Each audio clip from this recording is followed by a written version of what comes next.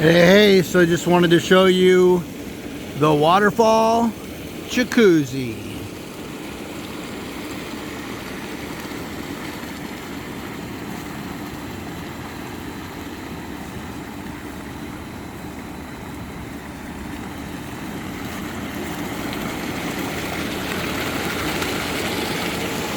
This is what it looks like when you're sitting underneath it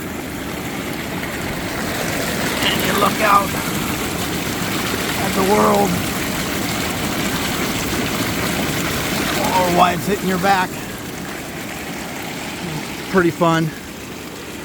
Right here, this is what's coming next, is for a power down of water on top of you. We're gonna have another tube connect to this bad boy. There's the back of it. It comes down here into a 2,600 gallon per minute pump, which goes in this bucket, and it siphons from in here.